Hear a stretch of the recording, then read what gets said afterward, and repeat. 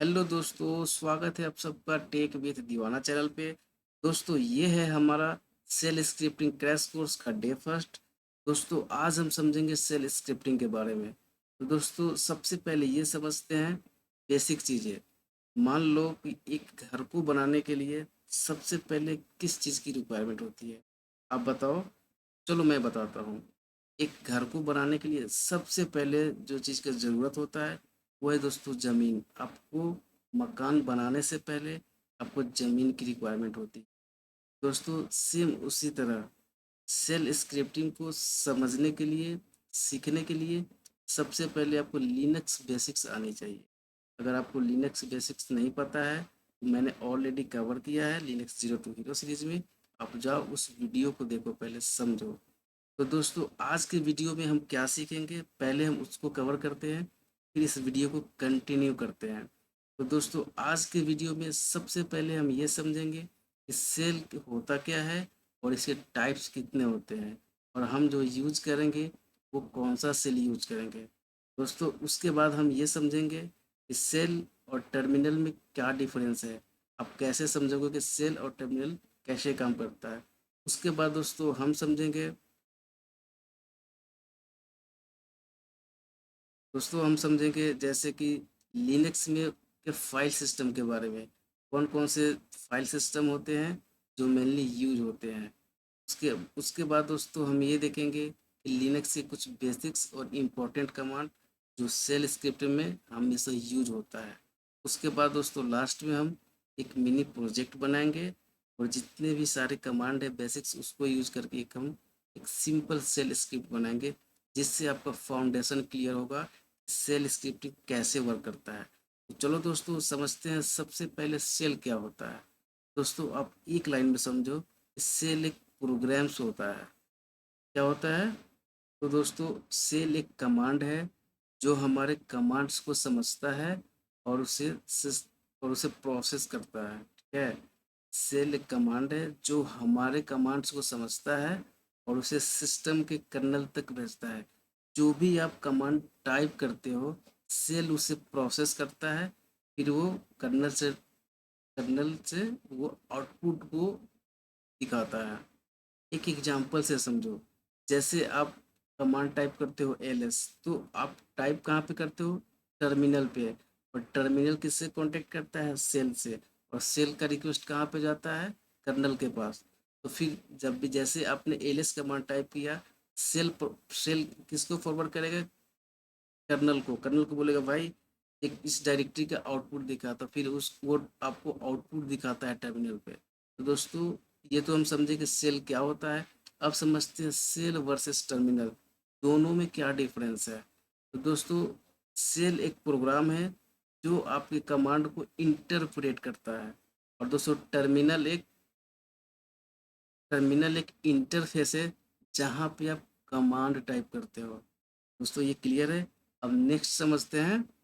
अब दोस्तों समझते हैं लिनक्स फाइल सिस्टम बेसिक्स।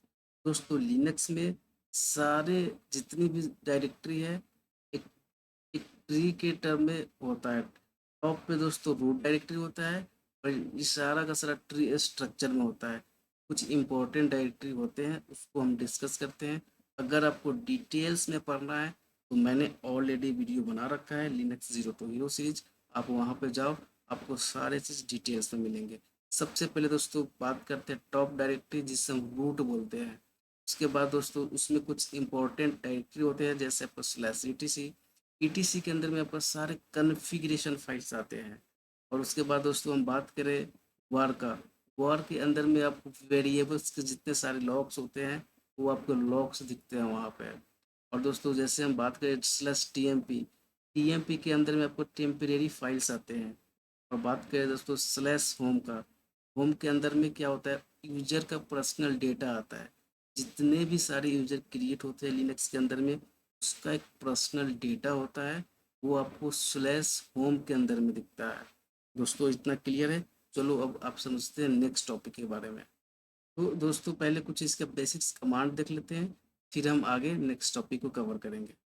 तो जैसे मान लो कि मैं टर्मिनल पे हूँ, मुझे चेक करना है कि मैं किस डायरेक्टरी में हूँ अभी। तो मैं कहूँगा PWD।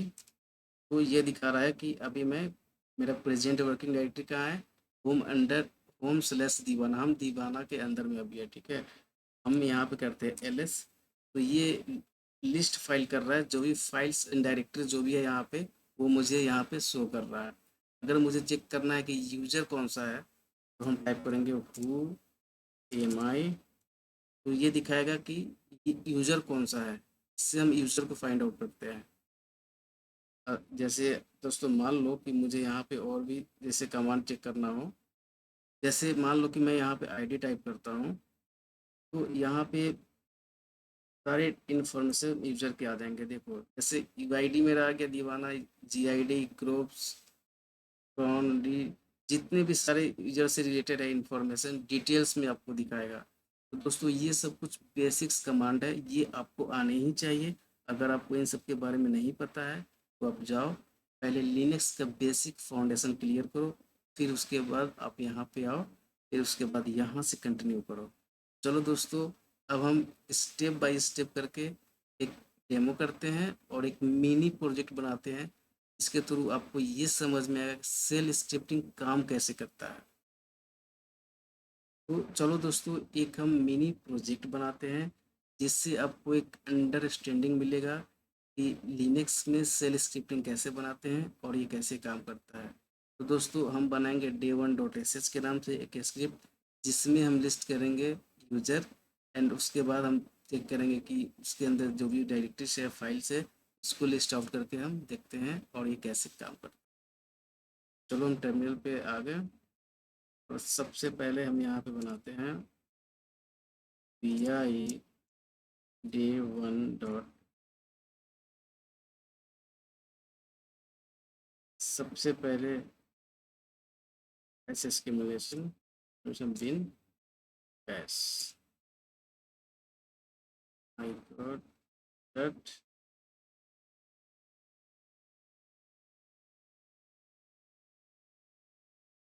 Sir.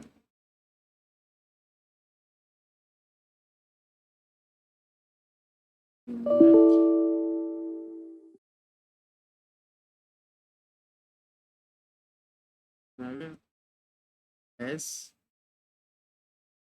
Exclamation bin bash. तो दोस्तों सबसे पहले आप ये समझो कि हैश एक्सक्लेमेशन बिन बैश ये क्या है। दोस्तों इसको हम बोलते हैं सीबंग, सीबंग बोलते हैं। ये यहाँ पे मैंने बैश लिखा है, मैंने ऑलरेडी बोला आपको, मैं यहाँ पे बैश से ही आपको स्किपिंग कराऊंगा, बैश सेल ही पढ़ाऊंगा, ठीक है। तो ये है बैश, इसको हम सीबंग बोलते हैं। ये जो भी है, ये जो आप देख रहे हो ना, ये थ्रू आउट द सीरीज हम इसी को यूज करेंगे।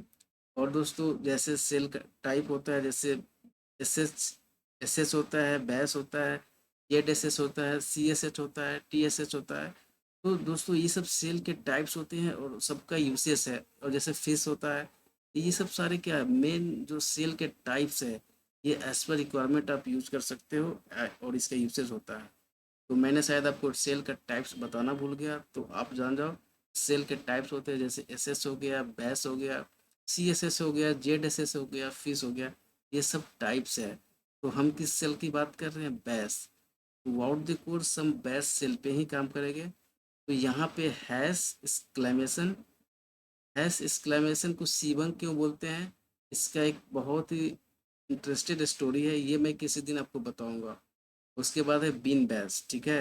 हैश एक्सक्लेमेशन, ये कंप्लीट लाइन को आप बोलते हो क्या, सीबंग बोलते हो। और सीबंग क्यों बोलते हो, जैसे हैश को आप, हैश जिसे आप बोल रहे हो, चाहे हम लोग बोलते हैं, उसको हम शार्प भी बोलते हैं। और एक्सक्लेमेशन जो है, उसको हम, एक्सक्लेमेशन को हम पहले के जो प्रोग्रामर्स थे उसको बैंक्स बोलते थे। तो शार्प प्लस बैंक्स, बैंक्स दोनों को ऐड करके बनता बना था सी बैंक, तो इसीलिए हम इसको सी बैंक बोलते हैं। तो चलो अब स्टार्ट करते हैं, और मेरा मोटिव क्या है यहाँ का दोस्तों।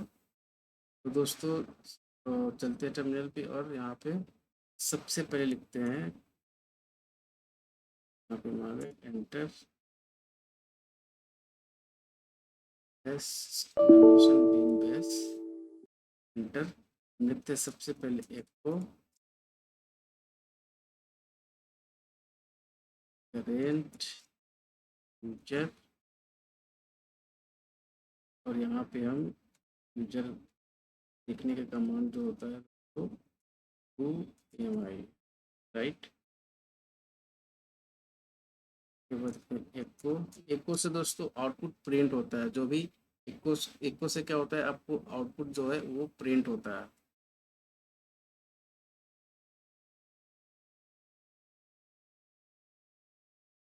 प्रिंट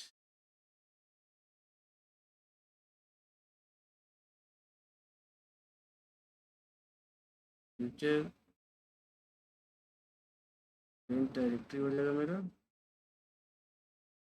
प्रिंट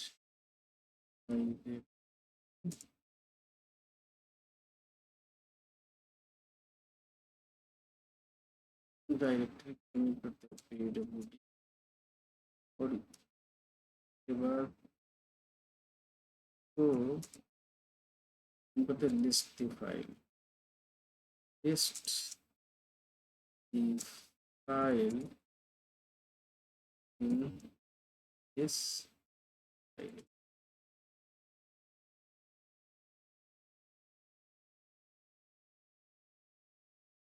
लिस्ट के लिए कमांड करता है दोस्तों ls -l। तो आप समझो इन चीज़ों को कि मैंने क्या किया कि सबसे पहले सेल स्क्रिप्टिंग के लिए सी बैंक का यूज होता है। सी बैंक आपने एक बार ऐड कर दिया, उसके बाद आपको कुछ भी नहीं करना है। उसके बाद जो आपको आउटपुट चाहिए, जो आपको लिखना है, उसके बाद आप राइटिंग करना शुरू करो। तो हैश एक्सक्लेमेशन बिन, बस ये आपका सी बैंक हो गया। मेरा मोटिव क्या था, मेरा मोटिव ये था कि मुझे यूज़र लिस्ट करना है। उसके बाद उसके अंदर हमको हम यूज़र जो है किस डायरेक्टरी में है, यूज़र का करेंट जो पाथ है उसको प्रिंट करना है। उसके बाद उसके अंदर जो भी फाइल्स एंड डायरेक्टरी है उसे हमको देखना है। तो ये मैंने लिखा है। अब इसको हम सेव करते हैं। सेव करने के लिए आप दबाओगे escape shift कॉलन। चलो हम करते हैं, हम प्रेस करते हैं escape shift colon WQ enter. तो अब हम करेंगे ls। तो ये सेव हो गया। अब आ गया यहाँ पर day1.sh। अब यहाँ पे हम कमांड चलाएंगे chmod +x day1 डॉट। तो दोस्तों ये जो है सी एच मोड से क्या करता है ना, ये परमिशन चेंज करता है, एग्जीक्यूट परमिशन देता है, एग्जीक्यूटेबल परमिशन या एग्जीक्यूट परमिशन जो भी कहो आप। तो अगर आपको नहीं पता है कि एग्जीक्यूट परमिशन कैसे कैसे देते हैं और इसको हम कैसे समझते हैं, तो आप समझ लो कि सी एच मोड +x और जो भी मेरा स्क्रिप्ट का नाम है मैंने उसको एंटर किया।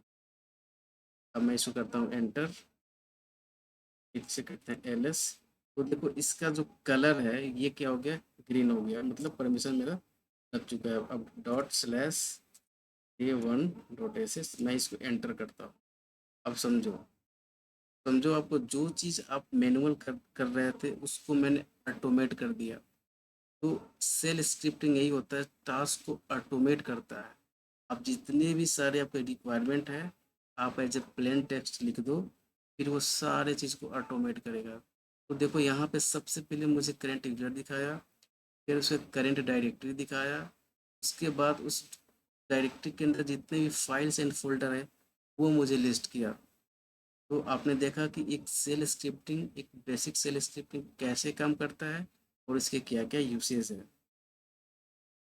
तो दोस्तों आज के वीडियो में आपने क्या सीखा, आज के वीडियो में आपने ये सीखा कि सेल स्क्रिप्ट होता क्या है, सेल क्या होता है, सेल कैसे काम करता है, उसके बाद इसका बेसिक फाउंडेशन क्या है, और दोस्तों इसके बाद इसके टाइप्स कितने होते हैं।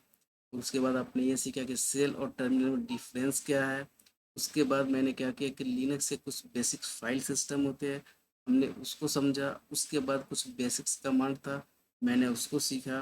उसके बाद एक एक मैंने मिनी प्रोजेक्ट बनाया एक सेल स्क्रिप्टिंग का, जो बहुत ही बेसिक्स है। इससे आपका फाउंडेशन क्लियर होगा। दोस्तों अगले वीडियो में लिनक्स के कुछ हम पावरफुल कमांड्स के साथ एक नया प्रोजेक्ट बनाएंगे और उसको कवर करेंगे। जो इससे एडवांस लेवल का होगा।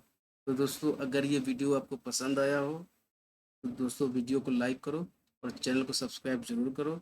मिलते हैं डे 2 में, तब तक के लिए बाय बाय।